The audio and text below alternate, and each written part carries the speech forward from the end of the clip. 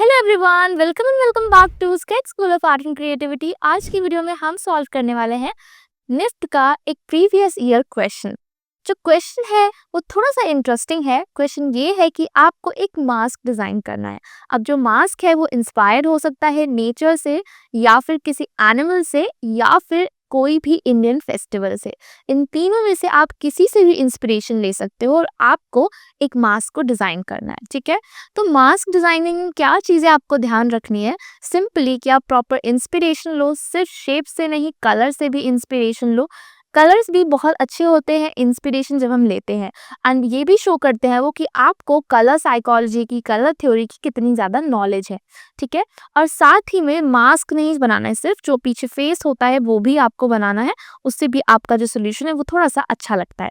Okay, तो आज की वीडियो में हम मास्क डिजाइन के क्वेश्चन को सॉल्व करने वाले हैं। तो चलो फटाफट से वीडियो को स्टार्ट करते हैं। देखो, यहाँ पे हमें मास्क डिजाइन करना है नेचर से इंस्पायर, तो उसके लिए भी हम सबसे पहले पोर्ट्रेट ही बनाएंगे।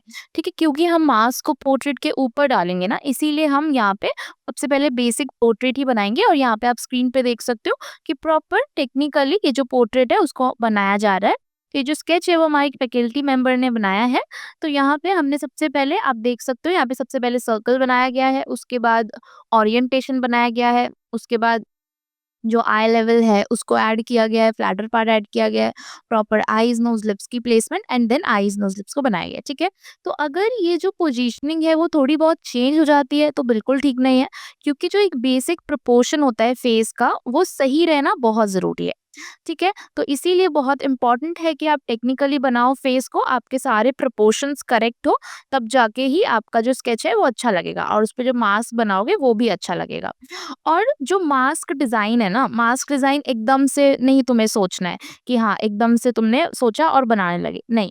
जब आप प्रैक्टिस कर रहे हो आपको प्रॉपर ब्रेनस्टॉर्मिंग करनी है, आपको सोचना है कि क्या डिजाइन आप बनाने वाले हो, उसका रफ स्केच बनाना है, देखना है कि क्या वो थीम से रिलेट कर रहा है, नहीं कर रहा है, या फिर अगर कर रहा है तो कितना कितना कर रहा है, क्या उसमें कुछ इम्प्रूवमेंट करा जा सकता है। अगर इम्प्रूवमेंट नहीं करा जा सकता तो उसे क्या कैसे चेंज करा जा सकता है। ठीक है, तो जितने भी आप रफ स्केच बनाओगे एक बार आप फाइनल हो जाओ, श्योर हो जाओ कि हाँ ये मुझे बनाना है, ये मेरा फाइनल स्केच है, उसके बाद आप फाइनल स्केचिंग पे जाओगे।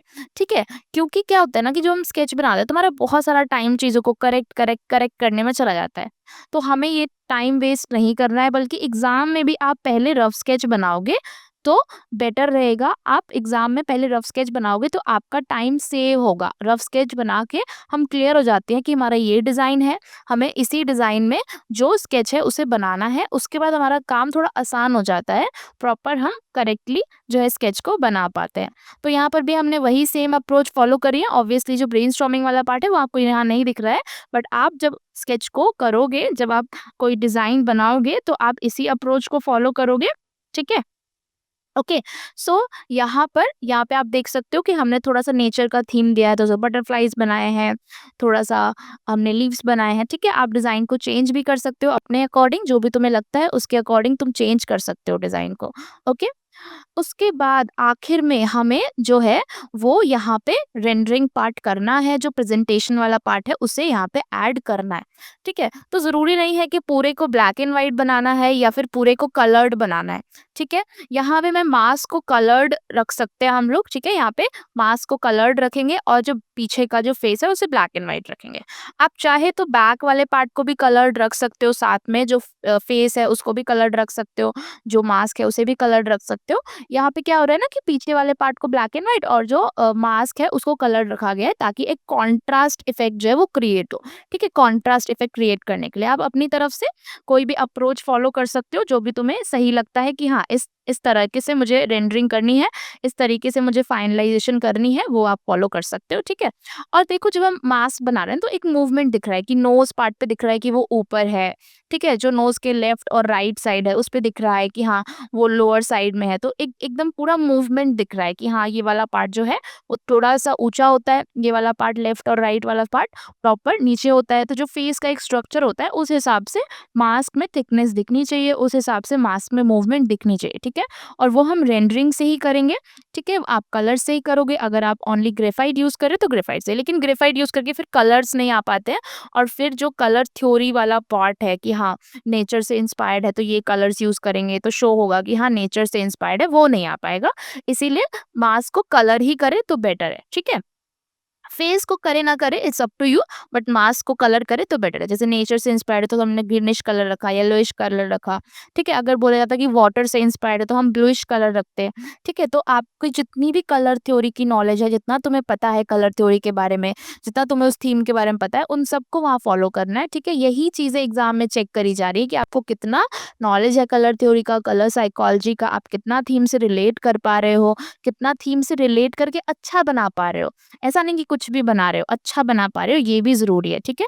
और लास्ट में प्रेज़ेंटेशन भी इम्पोर्टेंट होता है, ऐसा नहीं है कि प्रेज़ेंटेशन इम्पोर्टेंट नहीं होता है, तीनों चीज़ें ज़रूरी होती है। आपका स्केच अच्छा बना होना चाहिए, प्रपोर्शंस करेक्ट बने होने चाहिए, प्रेज़ेंटेशन अच्छा होना चाहिए, क्रिएटिविटी भी दिखनी चाहिए, ठीक है? तो यहाँ पे ये देखो, ये हमारा मास्क डिज़ाइन है फाइनल। बाकी आप अदर मार्क्स डिज़ाइन के क्वेश्चन को प्रैक्टिस करो, उसे सॉल्व करो, कोई डाउट है तो कमेंट सेक्शन में पूछ सकते हो। चाहे तो जो स्क्रीन पे आपको नंबर दिख रहा है वहाँ पे स्केचेस भेज भी सकते हो, आप मैं प्रॉपर्ली रिव्यू करूँगी। सो ये हमारा फाइनल स्केच है। ओके गाइस, तो आई होप कि तुम सबने इसे साथ-साथ में ड्रॉ किया होगा। अगर नहीं ड्रॉ किया है तो अभी ड्रॉ करो। क्यों? क्योंकि जब तक तुम नहीं बनाओगे तो मुझे कुछ भी समझ नहीं आएगा। ड्राइंग पार्ट में ना सिर्फ बनाना नहीं होता है, सिर्फ ड्रॉ नहीं करना होता है, बहुत सारी चीज़ें आपको समझनी पड़ती है। सबसे पहली चीज़ है कि जो ड्राइंग है ना, वो आपका टेक्निकली करेक्ट होना चाहिए। तो what's the mean of technically correct? Technically correct होने का मतलब क्या है? जैसे अभी हम फेस बना रहे थे तो फेस में आईज का प्लेसमेंट सही होना चाहिए, नोज का प्लेसमेंट सही होना चाहिए, लिप्स का प्लेसमेंट सही होना चाहिए, फेस का जो प्रोपोर्शन है पूरा वो सही होना चाहिए। तो इससे आपका जो स्केच है वो टेक्निकली करेक्ट है, ठीक है? सेकेंड थिंग है कि बहुत ज़्यादा क्रिएटिव आपको सोल्यूशन होना चाहिए, ठीक है? तो क्रिएटिव सोल्यूशन मतलब कि आप इंस्पिरेशन जो ले रहे हो, आप बहुत क्रिएटिव इंस्पिरेशन ले रहे हो, कलर्स का प्रॉपर यूज़ कर रहे हो, कलर थ्योरी, कलर साइकोलॉजी लगा रहे हो। So that is creative solution, okay? And at last presentation, ठीक है? प्रेजेंटेशन भी बहुत अच्छी होनी चाहिए, क्योंकि प्रेजेंटेशन जो होता है ना वो फर्स्ट व्यू होता है। जब किसी का आपका स्केच अच्छा लगेगा तभी वो 2 मिनट तक देखेगा। तो प्रेजेंटेशन भी बहुत इंपॉर्टेंट रोल प्ले करती है। अगर ये तीनों आपके स्केच में अच्छा है तो आपका स्केच बढ़िया है।